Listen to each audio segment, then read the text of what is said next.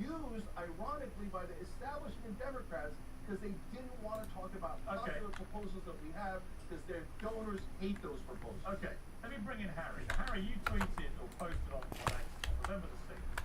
Kamala Harris' speech was amazing. Graceful, strong, hit the right tone. She's a fantastic leader and great role model. No idea how she got the front. You're a bright young guy, Harry. I think you several times. You know why she lost. And that speech, in a way, to me, was the perfect illustration. She basically said nothing. She talked about the moon and the stars. Moon and the fucking stars and the fucking moon. No substance. And that was her problem throughout the whole campaign. She had 100 days to show her, here's how I'm going to fix all your problems. Instead, she said that Hillary Clinton was promising us joy and sunshine, immediately pivoted to Trump's a Nazi, they're all fascists, they're all disgusting. And by the way, they're all like rich famous. Got a lovely bunch of coconuts. Coconuts is all I need. Didn't work for Trump. And at some point, guys like you who are the future of the Democrat Party, you've got to wake up and spell the cappuccino. You need a candidate that can resonate. I mean, Shane's right. The Democratic candidate who has most resonated with the public is Bernie Sanders. Right? You'd have done better with him running in this election. But you guys don't see it that way, do you? Well, I think that since the election happened and sitting with it for a couple weeks, I know why Kamala Harris lost. You know, and I think that what I said was premature. And I think it's a combination of what all the gentlemen around me are saying. I think it's like a middle ground in life, I think is often the case, which is, I think Professor Lichtman is right that there's a lot of disinformation pushed by a lot of bad actors in the right wing. But I think that Shankin Harry, there was disinformation from the left as well. When you keep calling him a Nazi... But Piers, it's not Hang the same, on. it's not the same level. When you keep calling Donald Trump a Nazi and a fascist and all these things, and his supporters Nazi sympathizers, all that is total disinformation. Because he hasn't murdered 12 million people. And he's not going to. Well, And you, by the way, you all know that. So the disinformation is on both sides. I disagree with calling Donald Trump a Nazi or calling him Hitler. But I want to be clear that it was his own former advisors who called him that and likened him to Hitler. Kamala Harris never got on a stage and said, oh yeah, Trump's Hitler now. She just alludes to the fact and brought up the fact that his own former advisors said that. But I also want to make a point that I think that Shankin, the gentleman from Fox News, is right when it comes to the economy. I think we were not great when it came to messaging the economy. The benefit that Trump had is that he could put his slogan on a yard sign. He could say, Kamala Harris, Democrats, high prices, Trump and Vance, low prices. Kamala Harris, on the other hand, was tasked with explaining, okay, here's why inflation went up. Obviously, it's not Joe Biden and me, it's because of external factors. Here's why gas prices went up. Obviously, it's not these external factors. If you're explaining, you're losing, as the famous saying goes. Yeah. So that was the uphill battle that we had. And I think there was kind of a perfect storm that led to Donald Trump being elected. I think that I disagree with you're Shank missing something also. else. Missing something else, which is all the culture war stuff that we kept being assured by the left. Nobody cared about. No one cares about the trans debates, right? Nobody cares that biological men are wrecking women's sport. Nobody cares that they're invading women's personal spaces, and so on and so on. No one cares that kids are being put through mutilating surgery before puberty. And we kept being told, nobody cares about this. Leave them all alone. It's transphobic. I'm not transphobic. I wanted trans people, as I still do, to have fairness and equality in their lives exactly the same as all of us on this panel. But when you keep telling people it is fair, on the one hand, Democrats said, we protect women's rights on abortion. On the other hand, we're absolutely fine for women's rights in sport to be traduced at this ridiculous insert of biological men who are now trans women competing against women and beating them. You can't be both. So the public went, and you're shaking your head, but look, the New York Times did a report about that act, which the Trump campaign did so successfully. You know, Kamala's for they then, Trump's for you. They reckon it moved the needle by 2.5 points. It was the most successful and effective 30-second ad in modern political history. So people did care. And the Democrats were just too deluded, it seems to me. Because most of them, you must realise this issue of trans athletes in women's sport. You all know it's wrong. For some reason, you wouldn't get off that train. And that delusion was one of the reasons that you lost so badly. I think. Professor Lichtman's point, that ad in and of itself contained disinformation.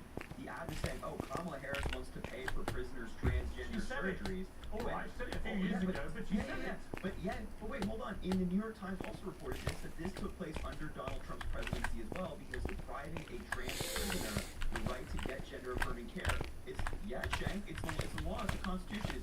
It's against the Constitution of the United States, preventing cruel and unusual punishment. Because if somebody's deemed medically necessary to receive care, no matter what that care is, and you ban it, or say when you can get it, that absolutely falls into cruel and unusual punishment. So Donald Trump did the same thing. And that's an example of the disinformation, or at least a lack of context. Harry, do you accept that this so-called cultural stuff, I would frame it as kind of very, very far left progressive watch stuff. I've seen a lot of Democrats in the more centre part of the party coming out now publicly saying what I was saying for a long time. Apparently Bill Clinton gets warnings internally. David Axel has come out. Joe Scarborough did a big monologue about it on Morning Show. At some point, you've got to recognise that most people's Americans just found all that complete bullshit. And that's one of the reasons you lost. And you've got to move on from it. If you come back with another woke progressive platform in 4 years' time, you will be out of office potentially for 4 more, 8 more, maybe 12 more years. I promise you. Take it to the back. Yes, I agree to a degree, but not in the way that you're framing it. I think that we do have to move on from a lot of the culture war stuff. I don't like the word woke, but I understand the concept of using it. I think that yes, and to some degree we have to move on. But by moving on, we shouldn't throw people under the bus. We shouldn't say, oh, trans people are the reason why, or LGBTQ plus people are the reason why. That's not the reason why. It's just that the culture war stuff came off as very gross to some Americans. They really didn't like it. So I agree to a degree, but not in the way that you're framing. Okay, let's talk about race, because it seems to get in here. For one second. One thing, I'll come to you, Shane. One, on the issue of race, many people found it extraordinary that a guy who, on one of the races, being a black woman, and that a lot of people helped him with, turned out to be a lot more black men voting for him the first time, and a lot more Latinos voting for him than the previous time. How important, if at all, was race in the end? Or was it actually a lot of black and Latino people went, we don't care about all that stuff. What we care about is jobs, cost of living, illegal immigration, and so on. Well, I think everybody cares about jobs, cost of living, inflation, and so on. And by the way, I don't think you're right about those numbers. I think there were more black men than black women who went towards Trump. But remember, they're still a small segment of the overall electorate. The big shift, actually, as I said, Latino men was a huge shift, and they're also not that big a section of the electorate. The big electorate in this country still is white people, and overwhelmingly white men went for Donald Trump, and white women who I think a lot of pollsters thought, given the abortion issue and the success of abortion as an issue that favored Democrats in 2020, but also after the Dobbs decision in 22 and all the referendum, white women again voted for Trump. But so you talk about, is this a race issue? The race issue may be that white Americans were overwhelmingly in support of Donald Trump, and if you look at black America as overall black America supported Kamala Harris. Overall, Latino America supported Kamala Harris, even Latino men who had that big shift.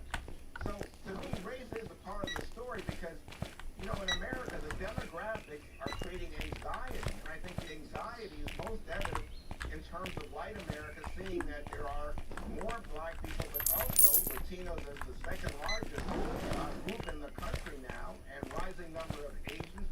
It plays out in so many ways. And I think Donald Trump is really expert at exploiting that racial anxiety to say to people, these Democrats are playing identity politics or whatever. I think the identity politics overwhelmingly is played by Donald Trump with white America. Shane, you wanted to jump in. Yeah, so look, I'm going to address what Juan's saying too. But first, Harry, I know that the same policy was under Donald Trump, but that's not disinformation.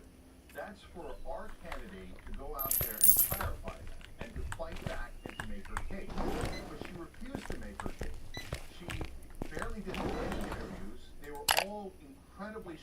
her to protect her fragile ego. All she did was talking points. Donald Trump's out there, sometimes like a maniac, but a lot of times looking like a real person at McDonald's and with the garbage truck. And our side goes, oh, that's terrible. No, it's not terrible.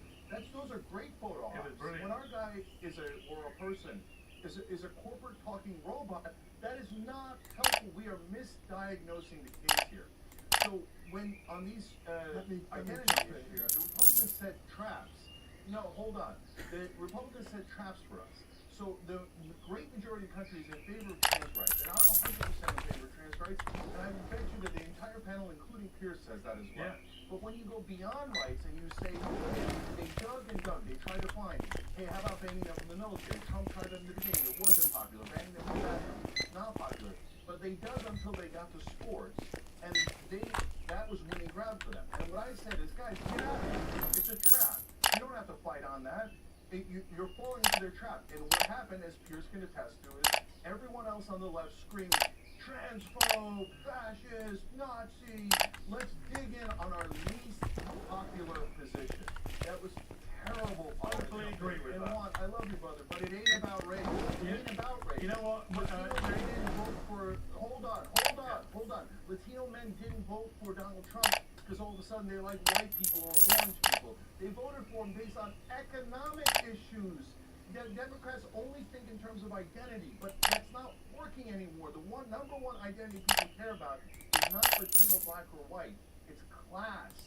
Are you going to do something for the average man, or are you going to sit there and play identity politics so Okay. you avoid the more important questions that your donors don't want to talk about that actually helps the average guy, like pay family leave and higher wages? Okay, Professor, look, You know, I don't get it, Singh. I don't get it. You know, Yes. the reality is like Bill Clinton, Bernie Sanders, Barack Obama. They stood up for Obamacare. They stood up for fair pay. These are populist issues that the heart of the Democratic Party, donors and the established Democrats stood for those issues, brought them to the table, and won. And Democrats, if you look at what Joe Biden did in terms of bailing people out during the virus, saying that we have to have infrastructure and building, that helped working people in this country. But a lot of lies were told about that history. yeah, you can. Yeah, Professor, I know you've got to leave us, so you want to jump in there? Yeah. First of all, add a quick fact. There was no massive switch of black voters to Donald Trump. Donald Trump got 13% of the black vote, 11% the last time. That's 2% of a very small segment of voters. So that's one of the big myths of this election. Second big myth is that hindsight is 2020. We have a lot of Monday morning quarterbacks who are after the fact are telling us what Harris should and should not have done. And you know, half of them are saying she lost because she was too progressive. She was too open to the charge of being a radical or socialist. The other half have said, of course, she lost because she wasn't progressive enough. We heard that from Jen today. It's all sports talk radio without the entertainment. There is no way to know after the fact what she should or should not have done. If she'd only done this or that, it would have made a difference. That's just hot air with absolutely no proof. The difference that I bring to the table is a track record of successful prediction based upon how American presidential elections have previously worked as pragmatic decision-making on whether or not the White House party has governed well enough. And then my analysis is based upon what's changed. Shattered pattern of 160 years of history. So I have a base for my analysis. I'm not just doing Monday morning quarterbacking. Jan, you need to learn something. Your act is getting real. I mean, brother, I said what was going to go wrong. It did go wrong. I was right. You were wrong in this election spectacularly so with your so-called keys. And now you come and tell us not to Monday morning. Unlike you, I'm only kidding when I'm wrong. Are you ever going to learn the lesson? Can I You just never ask, just can run I just away ask, back hang at on. it. For those who have no idea what the key thing is all about, why are you backing key? Okay, because this brother said that he had these keys and they were going to determine that.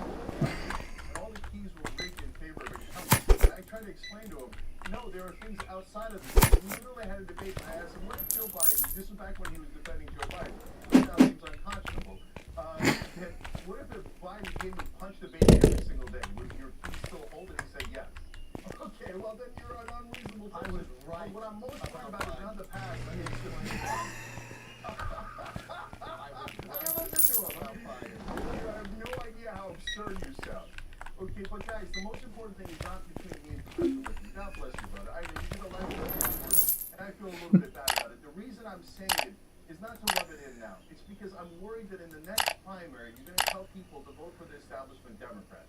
That all of you on this panel are going to go, oh no, vote for the corporate robot, vote for the corporate robot.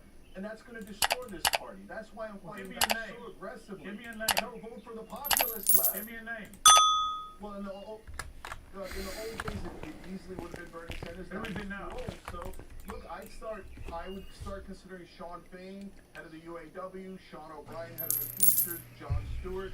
Go outside of politics. Almost everyone in politics is already corrupted. Find someone who is not corrupted for the average man. Harry, you're shaking your head, but I mean, Jon Stewart could be persuasive. I would imagine could be very good. Okay. No, I don't take objection to Jon Stewart. I just think we have some people in the Democratic Party who are very, very talented right now. Could be the Democratic nominee. Governor Shapiro won Pennsylvania by like 20 points. Governor Westmore in Maryland. How much more connected to people do you need other than like Westmore, who's great? Raphael Warnock from Georgia won a swing state and is a senator from a swing state. Gretchen Whitmer, who had a trifecta in Michigan for the first time in a long time. There's really talented people in the Democratic Party who are elected officials right now, and Schenck can shake his head all he likes, but these people are winning in swing states overwhelmingly. Who would you like to see? I think any of the people I just mentioned, I'd love to see. And there's plenty more, but I think we're going to... I'm pretty sure, I would lay good money now that J.D. Vance will be the Republican nominee. I'd say it's probably a good bet. He, in direct contrast to Mr. Wood, who I thought was a total disaster. I thought J.D. Vance started with a lot of negativity, but became a real force in Trump, particularly in getting young men to go out and vote for him. So I suspect he'll be nominated. We'll see. Professor Whitman, say goodbye to you. Thank you very much for joining us. I appreciate it. In a moment, we're now going to be joined by, to add to our panel, the Ohio State Senator, our first meeting is Uncensored Debut, the host of Carl's Listening Show, Carl's Listening. Well, Carl, welcome. As I said, we've been trying to get you for a long time. Let's have a little chat with you before we get to the next But why did the Democrats blow it so badly, and what do they do to avoid this happening again in 4 years? I mean, the simple answer is that Kamala Harris tried to pose as a technocratic status quo manager, and Trump posed as a leader. And so, I mean, to sum it up as simply as possible, voters just thought he's going to deliver more change, he's more of the same, and they vote for him. Who would you like to see run the party? I mean, what's the future of the Democrats? Jon Stewart. I've been pushing that since the day Trump won this time around, because what we need is, honestly, a controversial, charismatic celebrity might make all the difference, but it's that mixed with Bernie Sanders' policies of actually delivering social democracy for people, raising their pay, getting them health care. I think that's the magic stew, and honestly, I think it's a shame that more people aren't talking about the controversial, charismatic celebrity portion of Trump being so successful, is that you can't keep the cameras off him. He's entertaining. Ever hate him, you can't stop watching him. And so we need to sort of mirror that on the left. I think the way of doing that is Jon Stewart. But I would add to that what Bill Maher's been warning for a long time for the thinking having for himself. And I'm pretty much where he is. I feel the same way. But I know you've been keen to say, look, Kamala didn't mention any woke issues, but she's very much associated with all those woke issues. She's certainly voted in line with a lot of more progressive stuff, like allowing transgender athletes and so on. So she's seemed to be progressive and then moved rapidly to the center when she got the nomination, and it was all too much of a squeeze for people, probably on both sides. But this whole woke ideology, I don't mean the original woke ideology, raising awareness for racial and social injustice. I mean the way it's become a kind of new form of fashion, where the far left is basically like cancel, shame, and fear, absolutely anybody disagrees with them about anything. Do you accept that has become a problem, a stick to beat the party,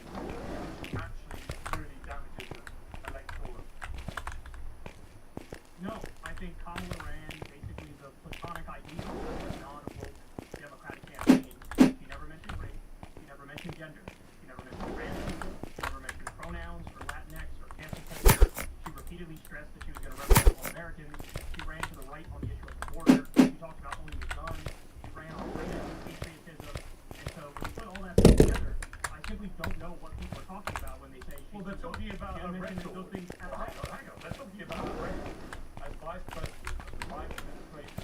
But they never stopped talking about this stuff for nearly 4 years. So you can pretend when you get the nomination, well, one offensive, I'm a gun-toting Rambo, by the way, as well, for all you Second Amendment people. But actually, if you judge her on what she said and did in 4 years, she was a progressive left person. And to pretend otherwise is to just ignore what went on in that period. What I'm much more concerned about is not Democrats being woke or Democrats censoring speech. I'm much more concerned about Trump's record on those things. So, for example, Trump said he wants to punish flag burning with a year in jail. That's against the First Amendment. He sued CNN for $475 million for calling election denialism the big lie. Before he was president, he sued Bill Maher for $5 million over a joke. He said he wants to open up the libel laws. He called for jailing journalists who report on the Supreme Court abortion ruling early before the How many of those things did he do in his first term? Palestine protesters. How many of those things did he actually do in his first term? Because there seems to be another problem, and he does this brilliantly, by the way, with the left. He sucks you in, because he just shoots from the hip, and he says stuff that crosses his mind or whatever. And rather than pick him off on stuff he actually does, you all go completely nuts every time he opens his mouth and says something a bit crazy. And if I was advising the Democrats, I'd be like, stop doing this. You're literally playing into his trap every time you do this. Just pick him off on the stuff he actually does. Then you got Okay, ahead of all time. right, I'll do that. Here, ready? He gag ordered the EPA from telling the truth on climate change. That's deeply anti-free speech. He arrested and charged 6 journalists with felony rioting. He did not pardon Assange. He did not pardon Snowden. He did not pardon Sanders. He wanted to invoke the Insurrection Act to deploy our own troops against George Floyd protesters. These are all things that are actually on the record, things he actually did. And the thing that I find incredibly frustrating is that nobody talks about it. Trump magically gets a pass for things he actually did. He doesn't whereas get a Democrats pass. get held to a super high Come standard. on, he doesn't What get a Trump pass. have you heard Trump people has say had- those things I just Trump told you? has had- Wait. Well, hang on. Let me be honest with you. Let me Trump honest. has had the most unrelentingly hostile media from a mainstream media that is largely staffed by liberals. You know this. Because the way they all go nuts when their people wouldn't come out and endorse Obama. And they all resign. So they reveal their true colours. Cable news the same. MSNBC, CNN. It's far apart from their news that you wouldn't get conservatives, right? So let's just get real about the way mainstream media is made up. I've worked in it. And there are very few conservatives. And that is part of the problem as well. And I just think that ultimately, the Democrats are trying to make themselves electable. They've got to move wholesale on now to a far more effective way of campaigning. They can't just be, every time Donald Trump speaks, mass hysteria, shaving your head, going on TikTok and posting videos of yourself screaming and saying you'll never have sex with a forward again. That stuff is insane. How about just telling the truth? Wait. How about just telling the truth? That's a radical idea, right? When was the last time you heard that Trump arrested and charged 6 journalists with felony rioting? Who talked about that? Did CNN talk about that? Did MSNBC talk about that? Did you talk about that? Nobody talked about it. And the fact of the matter is, Trump attacks Democrats 4 times as hard as they attack him. So if anything, the lesson to take away is the opposite. Democrats should get more arrogant, they should get more aggressive, and they should tell the truth more. You know that would be counter. No, that's the truth. You know what? You wouldn't be as good at it as he is. Because he does it with humour. You lot all do these incredibly straight-faced, virtue-signaling, Well, outrage, that's why I everything. say And it's like, if you all just chilled out a bit, have a bit of cool down. Have a bit of a That's why I laugh. said Jon Stewart. That's I why said not I the wanted worst. to You're run a right. comedian. Jon Stewart gets exactly the right tone. On that, I agree with you. Yeah. Yeah, he does. Yeah. I agree. Let's bring in Nina Turner and the rest of the panel. Nina, you've floated that Rahm Emanuel as a new DNC chair would be a good signal that the Democrat Party is only there for the donor club. Many other people would say that Rahm Emanuel's a very effective political operator. And that actually, the Democrats need a bit of that muscle.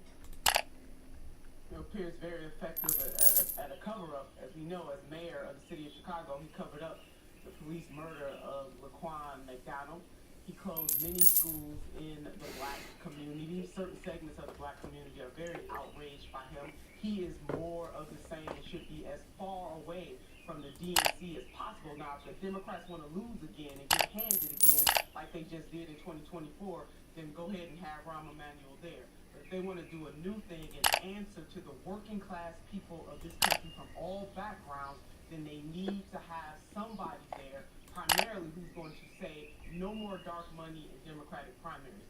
Rahm Emanuel is an absolute no. You know that the Chicago Teachers Union feels the same way, and many others will come out against him if he decides to run for that. Okay. Well, let me bring you back in, because MSNBC is now at war, which is always entertaining to watch. Because Joe and Mika from the morning show went off, they revealed this morning, to go and see Trump in secret at the end of last week, after bombarding him with abuse for years and years and years, having originally been great friends of his. Another MSNBC presenter, Katie Fang, has now tweeted, normalizing Trump is a bad idea, period. So clearly there is an internal fracturing going on, which I suspect is going on in the Democrat Party at large, because I would urge them to be more collegiate with Trump. I've always felt that he's one of those guys, he's a natural pugilist. If you read his book, The Art of the Deal, and he says, if you punch me, I'll punch you 10 times back. Actually, if you go and hang out with Trump, and I've criticized him as much as I've praised him, he can take criticism if he feels like you're not just unrelentingly abusive.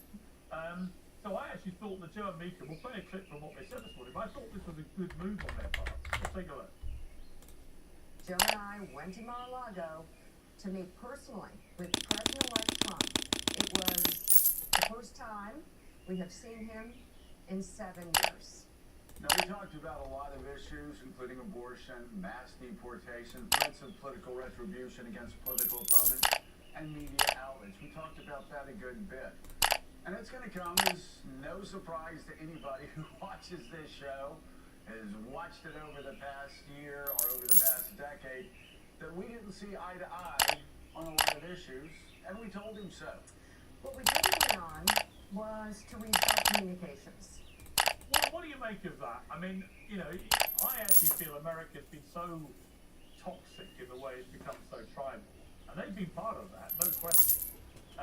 On one side, and Fox has done it, I guess, on the other, and so on. Should we encourage both sides to come together a bit more, like they used to in the old days? Sure. I mean, look, I'm all for people working together, building bridges.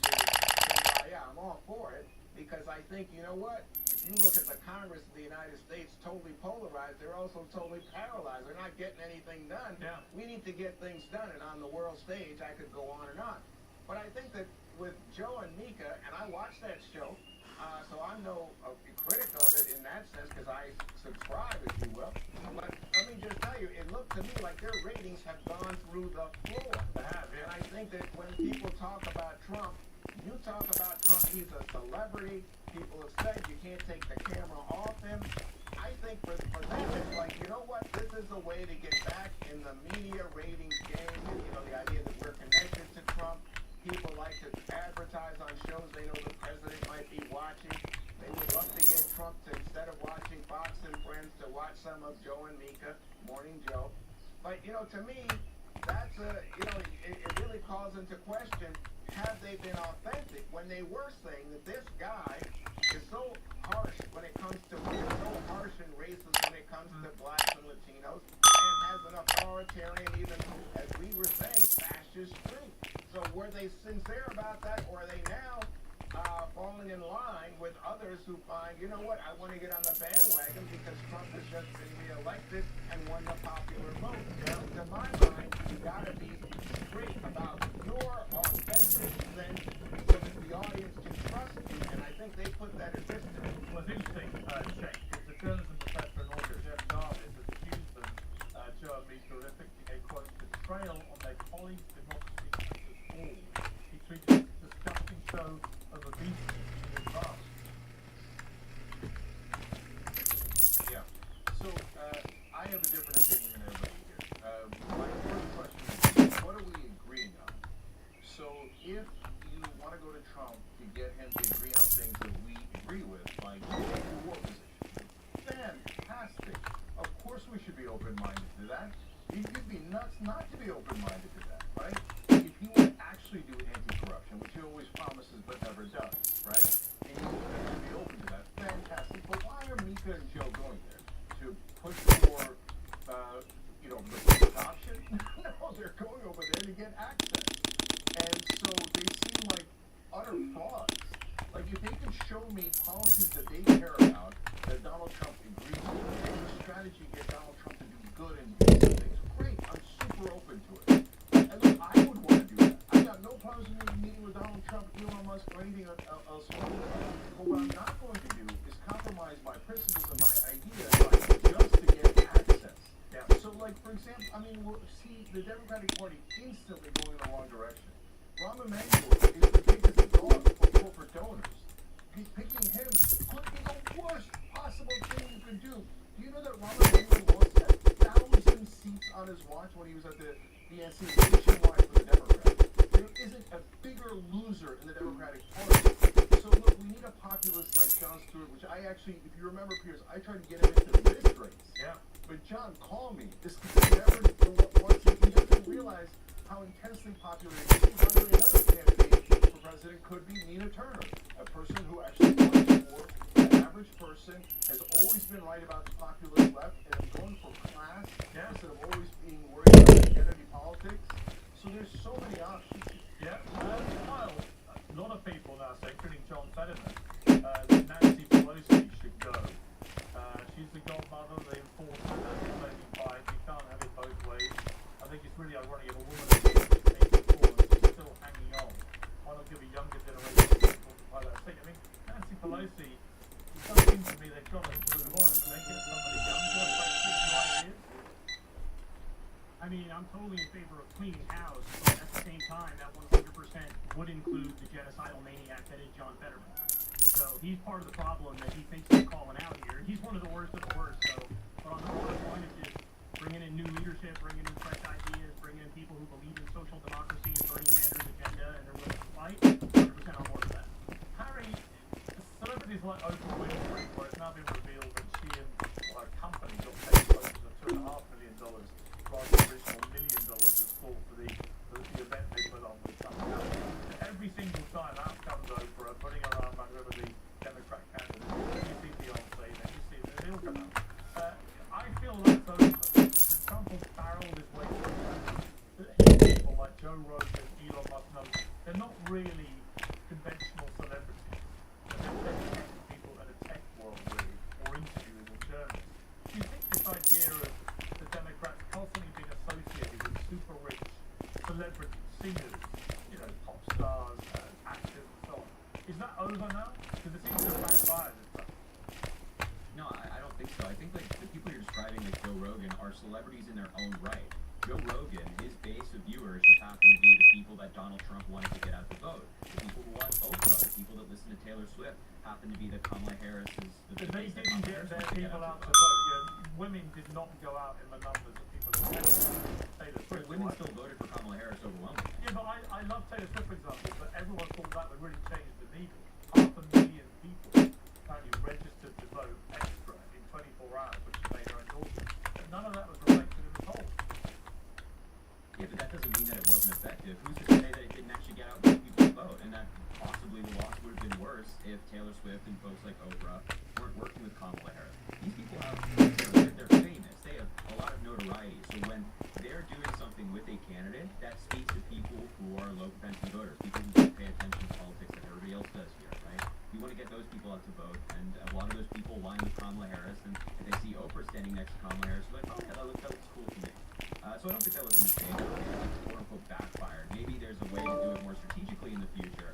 Right? To say that, oh yeah, no, we shouldn't work with Taylor Swift, the biggest pop star on earth, I think that's You know what, Harry? Nobody cares, Harry. Nobody cares about celebrity endorsements. I don't think they do. Yeah, I agree. nobody cares about celebrity endorsements. Here, let me give you one example. If Democrats, for example, passed Build Back Better, the original Build Back Better that Biden and Bernie were trying to get through, that included paid family leave, child care, universal pre-K, free community college, expanding Medicare, higher minimum wage, lowering all prescription drug prices, expanded child tax credit. If you got that through, I think this election very well may have been different, and Democrats would have won. And I don't think dragging out, Taylor Swift or Beyonce or whoever else is going to make much of a difference because people like them for what they like them for. They like them for the singing. They like them for the dancing. They don't really want to hear their thoughts on the multiple tax rate. Yeah, I mean, 100%. Let me bring. I want to bring Nina back in. I agree with Kyle on that, and I want to say, Gene, thank you for that presidential endorsement. Who knows what 2028 will hold? But they overplayed their hand with celebrities. It's not that you don't want celebrities, but celebrities motivate the face that you already have. What this campaign did is they took too much stock in those celebrities. Those celebrities, just like my colleagues on this panel, just like myself, they only have one vote to give. Yes, they have influence, but you know who could have been a better influence on that race? Is everyday working class people standing by the side. Everyday working class people talking about how under the Harris walks presidency, things would be different for them, that the minimum wage would be increased, et cetera, et cetera. That did not happen. So although Taylor Swift was popular, obviously she's not that popular because she did not, absolutely did not move the needle. And this is no shade to her. It is just celebrities are good for the base. They are not necessarily good to move those undecided. Well, the other thing, Nina, the other thing I would say.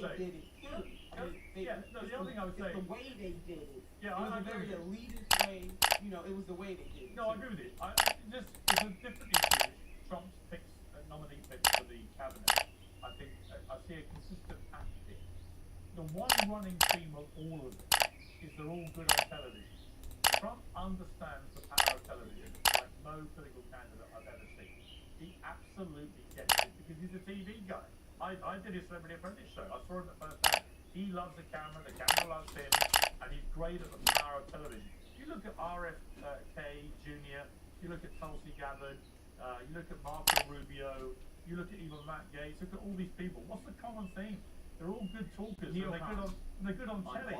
Whereas I think, but of course, everyone can have their view about their politics, but they are good performers on television. If I try and think of a lot of Democrats in that camp who are good at articulating policy on television, I start to really struggle. I do. I think it's important. But why are we giving Trump credit for optics right now to your peers? The thing about all of his picks is that they're virulent neocons. He picked Mike Huckabee, who's an end-times fundamentalist Christian, to be ambassador to Israel. This guy thinks the rapture is going to happen and Jesus is going to come back in his lifetime. You know why he picked him? You know why he picked him?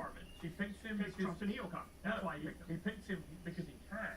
Because he has such a thumping mandate on November the 5th. But do you criticize that? But wait, do you criticize that though? Are you against the neocons? I don't think it's any surprise. It may be a not have a mandate. It may this be is a the craziest surprise. talking point I've heard. Well, hang on.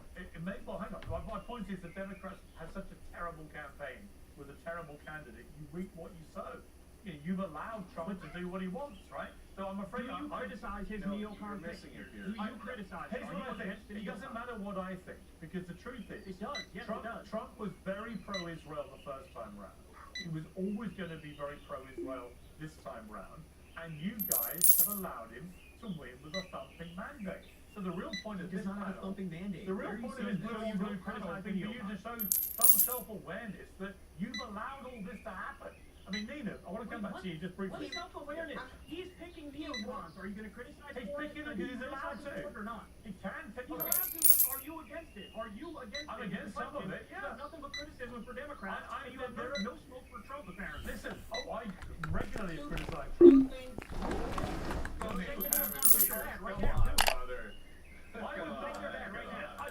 Okay, let me answer the question. I would personally not have picked Matt Gaetz to be the Attorney General pick. I think it's ridiculous. Right? I would. But I do think I know you guys talk on the phone. He won. I said, so to the victor goes the spoil. Yes. We all can agree with that. Yes. The man won. The Democrats left the door, the windows open. They Everything opened the open. door. Come He in, has burglars. won. However, there is a however to this. Yes, he does get to nominate whoever he wants to nominate in his cabinet. If the Senate is so upset with any of those nominees, then they can reject those nominees. That is likely not going to happen. The other side of this is true that some of the people that he is picking, and let's use Congressman Matt Gaetz for the prime example, he wants a yes man in the Attorney General's office. That is it, because Congressman Matt Gaetz has shown clearly that he will do every single saying that President-elect Donald J. Trump But you know tells what, him Nina? to I have do, one question about that. regardless, Okay, I have one question about that. regardless of Couldn't whether find it's what I right or wrong. needed Here's my anywhere. point about that. Trump's been attacked for choosing loyalists. So my response would be, should he have actively chosen disloyal people? I mean, No, seriously. I'm not, listen, I'm not attacking him. Who What wouldn't, I if am your saying- president, No, wait, pick wait. people that might be I'm loyal not to? attacking him. What I am I saying will is answer that that. you gotta call this Yeah, what it no, is. come on, I Piers. feel like I just lit a That's tinder not why box. we're attacking. I'm not attacking That's not him. why we're I attacking. said he has every right to pick these people, and we have every right to weigh in on his pick. Yeah. But the Senate has the final. That is true. That is true. We've got to leave it there. Brilliant panel. Thank you all very much. Blue on blue. Blue on blue was good, but I do feel like blue on blue, you've got to keep talking to each other. Because out of this unholy mess, the reality is you've all allowed Donald Trump to get back in with even more power than he had last time. So you can all have a point with me about it. This is on you. I actually agree about John Stewart. I think you'd be great. So get on the phone to John Stewart. Thank you, my panel. Appreciate it.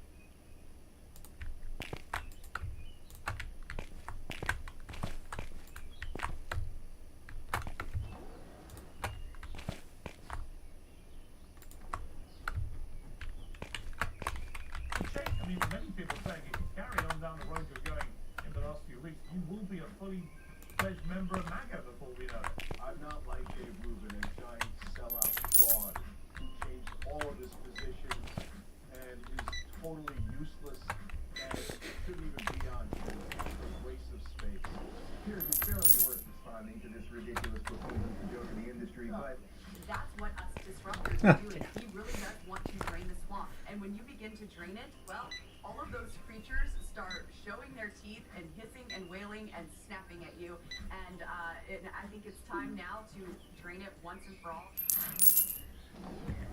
Popular wisdom is that politics has never been so thickly divided as that. It's the surface of our everyday outrage, wash away the red and blue tribal paint, and there's a more interesting picture. President Trump has demolished the traditional divide of right and left. Classic liberal believes in free speech, free markets, and the freedom of individuals and the rule of law. Classic lefty is anti-war and highly suspicious of institutions. They support homegrown manufacturing jobs in the working class. Above all, they're very good at selling a vision of how things can be better for everyone. Right now, that all sounds a lot like, well, MAGA. Voters really agree. Black voters, Latino voters, young voters, working class voters, those with no college degree have all flocked to the big red tent. Even First Lady Jill Biden, I think, last month, and Mo Harris, as much as anybody. But the big problem with big tents is that the people who've been inside them for the longest are highly suspicious of newcomers. In a moment, we'll debate this and more with a style panel, all of whom have got the public background to shifting their positions. But I'll begin with the OG of the political trans movement, Dave Rubin, creator and host of the Rubin Report. He wants to respond to my recent interview with his former colleague, Anna Kasparian. Well, Dave, great to have you on Uncensored. So look, we had Anna on. Very interesting pivot that she's been making in the last few months. But obviously you and her have a bit of history, and in the interest of fair-minded balance, this is your chance to say what you want to say by way of response to it. sure, funny, I enjoyed your intro there. I guess I did sort of get on the trans thing early. It just wasn't about my genitals. Look, Piers, you're absolutely right. What Donald Trump represents, and then I will address the Anna situation, but what Donald Trump represents right now is something that is well beyond conservative versus liberal or left versus right or anything else. It's a restoration of the American dream. It's a wide tent party that has now brought in classical liberals, not only like myself, but Tulsi Gabbard and RFK, who will be in the administration itself, or someone like Elon Musk, who was basically a default lefty his entire life. And it has brought them in conversation and in government and in culture with Republicans who tend to be more for the old institutions and more for, let's say, pro-capitalism, things of that nature. This has created a pro-America movement that I think almost everyone in America can get on board. Now, as it pertains to Anna, yes, I was part of the Young Turks Network about a decade ago. We were very, very good friends. She was invited to my wedding. We hung out all the time. I did see her on your show about 2 weeks ago. Well, for those who did, let me stop you there, because for those who didn't, I want to play two clips. One, this is for those who may be coming cold. One is a sort of mashup of some of the things she said about it before. Then I'm going to play a clip of what she said on this show 2 weeks ago. Let's watch the two clips. He was lazy when he worked here. He's lazy now with his ridiculous show where he proves time and time again that he doesn't know anything. He has no political identity. He is not an honest actor. He is not an intellectual. He is a fraud. But if you are someone who considers yourself libertarian, consider the fact that Dave Rubin is a public figure who represents you, and he doesn't actually genuinely believe in your ideology. And he's going around the country embarrassing you. You need to at least know your shit and know how to back up your argument, even if it's like a BS argument. You need to have an argument. And he doesn't even do the legwork to be a grifter, right? Look, I don't know, maybe I was wrong about Dave Rubin, but I just felt that he, first of all, after he left TYT, he did lie about us, and that bothered me because we were still friends, and I didn't understand what was going on. He did leave on good terms, so it was weird. And, he kept saying that he was this classical liberal, but had trouble defining what that meant, and had trouble reinforcing or at least backing up some of the claims that he was making about, his newfound identity. So Dave, there we have it in all its inglorious fashion, all the things she had at you, then what she said online, which she herself, of course, was pivoting. What's your response? Well, first off, I should note that you don't have 10 years of videos of me saying anything about her because we did leave on good terms. As a matter of fact, when I told her I was leaving, we went to Zinc on Melrose. I took her out for sangria, and she cried because I was leaving, and I was bringing my producer with me.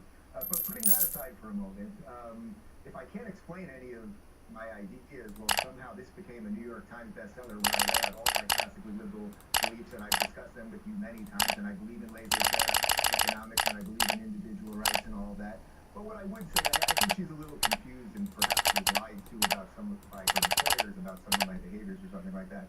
But I love the idea of anyone going through their own political evolution. One of the things is that people go through it often in varying speeds. So I would say some people swallow the red pill and some people snort it, right? Some people just wake up overnight and they fully see it. I think one of the things that you have to do when you wake up is realize that many people have gone through this before you and that you might have wronged some people on the way there.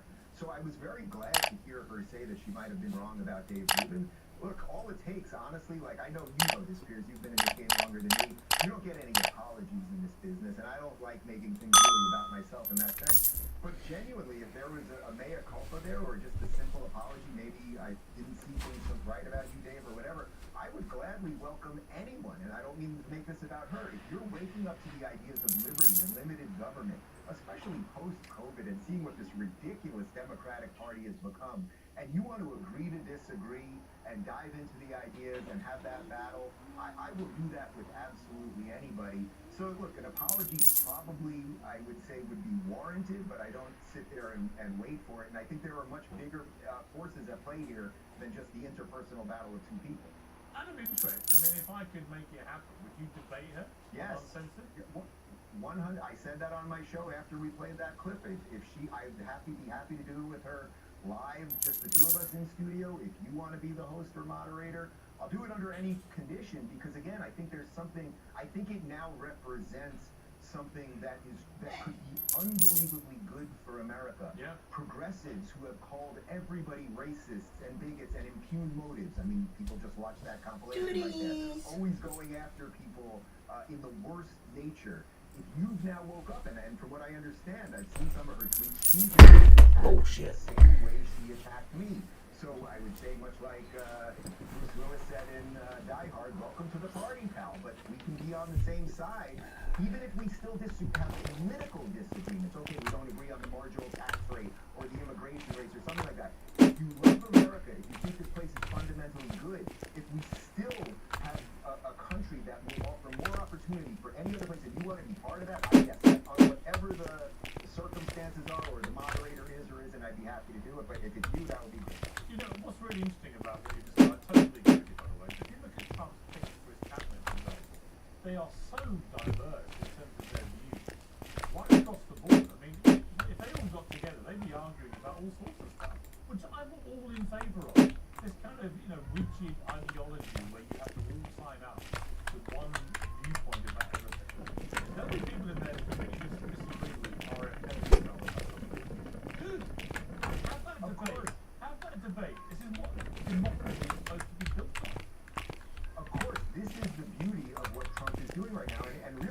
connect that so deeply. I mean, I would recommend anyone go back on YouTube. You can find Donald Trump on Phil Donahue or Oprah or a whole bunch of these shows back in the 80s, and he sounds like a Democrat. So Donald Trump is not a traditional conservative. I would actually argue that Donald Trump's own political evolution probably here is much more in line with guys like you and me than say George Bush or Dick Cheney or someone that might, you think of as a sort of standard bearer for republicanism.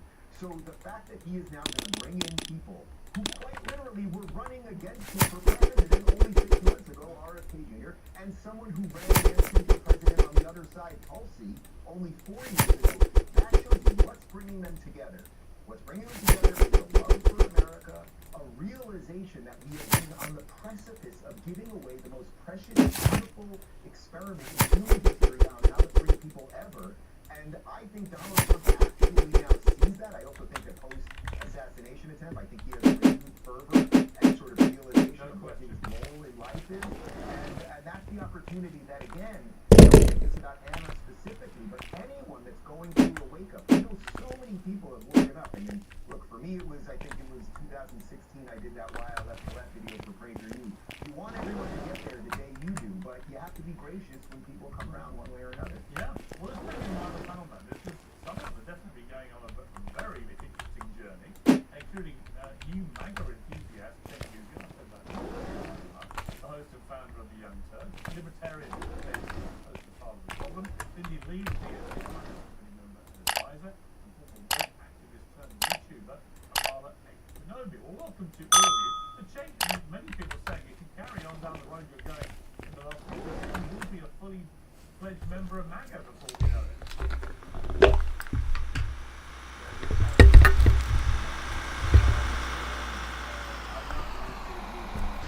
Sellout fraud. Changed all of his positions and is totally useless, and it shouldn't even be on here.